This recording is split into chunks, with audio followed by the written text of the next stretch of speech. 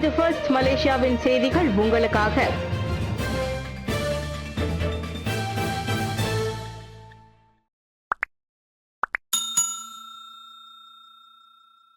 Putra heights தீ விபத்து சமயம் அறிந்து இடமளித்து உதவிய காளியம்மன் ஆலயத்திற்கு நன்றி தெரிவித்தார்.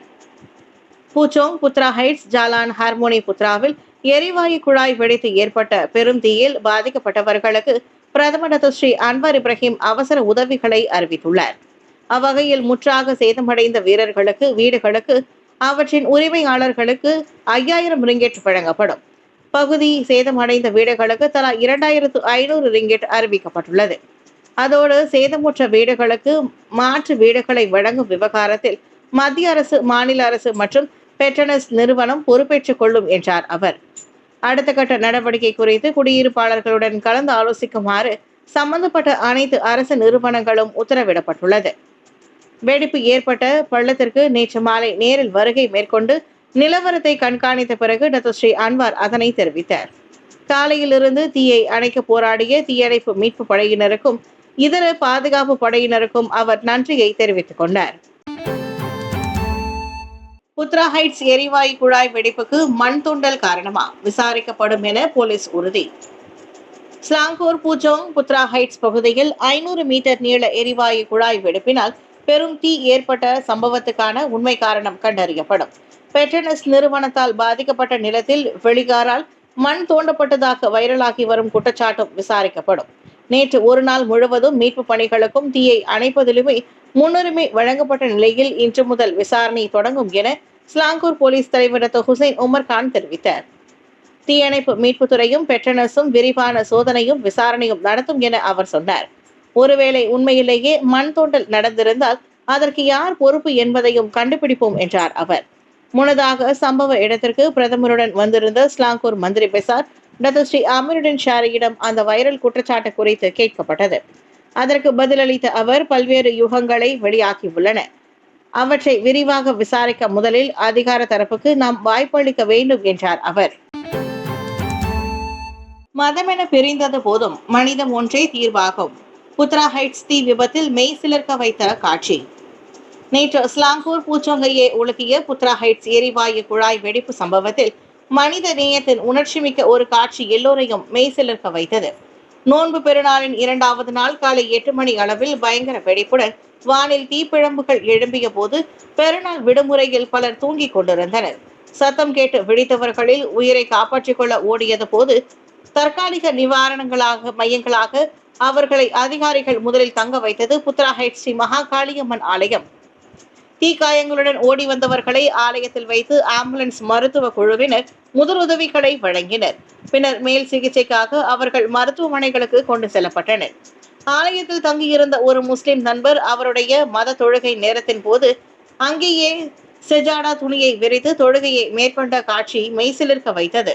அந்த புகைப்படமும் சமூக ஊடகங்களில் வைரலாகி மனிதநேயம், சகோதரத்துவம் ஆகியவற்றை எடுத்து உன்னத காட்சி என்றார் அவர். குறிப்பாக ஒரு மலாய்க்கார அன்பரே அக்காட்சி குறித்து நெகிழ்வாக பதிவிட்டிருந்தார். சபக் பெர்னாமில் பட்டாசு விற்கும் கூடாரத்தில் தீ, 4 காயம். ஸ்லாங்கூர் சபக் பெர்னாம் கம்போங் பத்துதிகா புலோ செம்பிலானில் பட்டாசு விற்கும் கனோபி கூடாரம் இன்று காலை தீ பிடித்ததில் ஒருவர் படுகாயம் அடைந்தது உட்பட 4 காயம் அடைந்தனர்.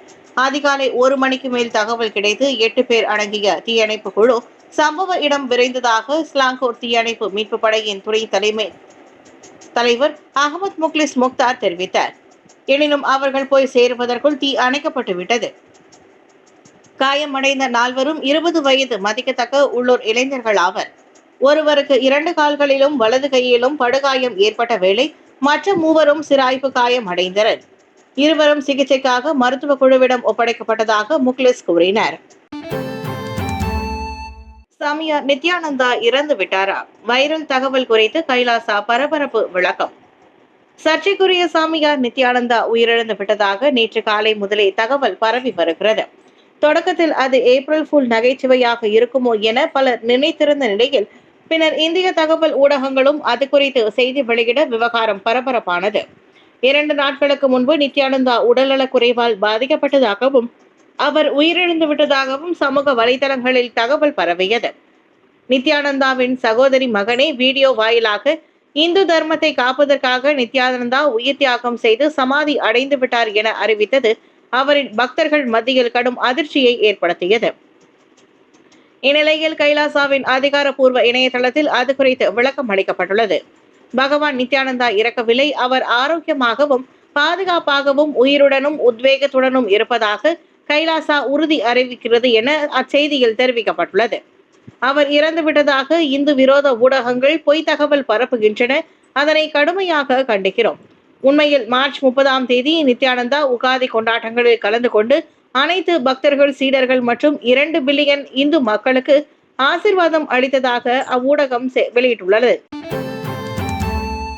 பெண் காரோட்டியை ராணுவ வீரர் தாக்கிய சம்பவத்தை போலீஸ் விசாரிக்கிறது. ராணுவ தளபதி தகவல். நெகிரி செம்பிலான் செனாவாங்கில் பெண் வாகன ஓட்டியை ராணுவ வீரர் தாக்கியதாக கூறப்படும் சம்பவத்தை போலீசே விசாரிக்கிறது. ராணுவ தலைமை தளபதி தான் ஸ்ரீ முகமது கன்சுஃபி ஜன்தான் அதனை தெரிவித்தார்.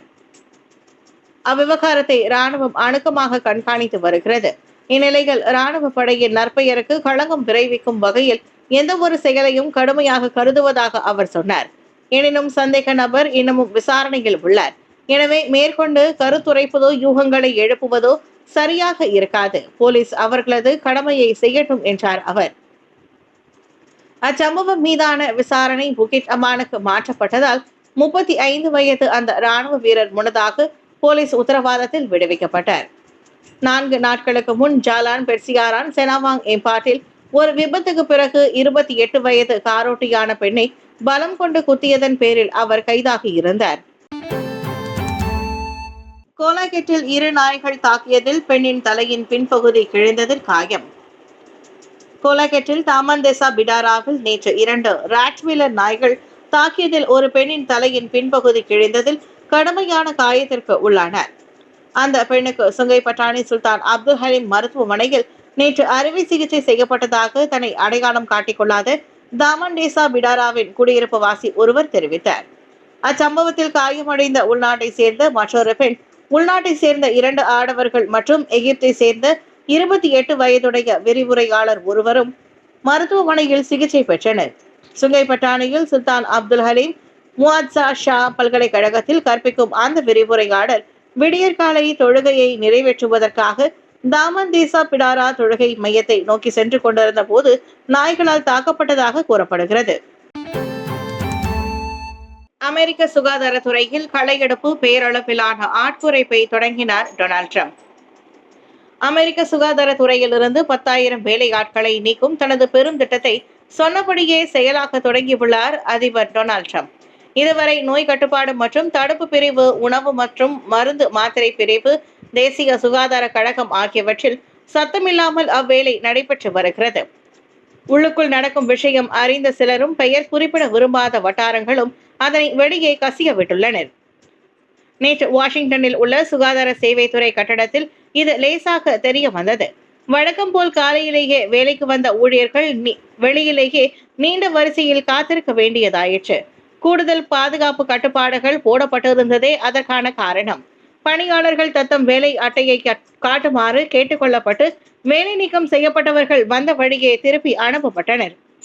வரிசையில் நின்றவர்களில் அப்படி எத்தனை பேர் திருப்பி அனுப்பப்பட்டார்கள் என தெரியவில்லை. மற்றவர்களுக்கு மின்னஞ்சல் வாயிலாக வேலை நீக்க கடிதங்கள் பறந்துள்ளன. ஆனால் அம்முடிவுக்கு அடைவு நிலையோ சேவை தரமோ நடத்தையோ காரணம் அல்ல என அக்கடிதத்தில் எழுதப்பட்டுள்ளதாம். மாறாக கட்டாய விடுப்பு என்ற பெயர்கள் அவர்கள் வைக்கப்பட்டுள்ளனர். எனினும் இதுவரை சம்பந்தப்பட்ட துறைகள் அதிகாரப்பூர்வ அறிவிக்கை எதனையும் வெளியிடவில்லை.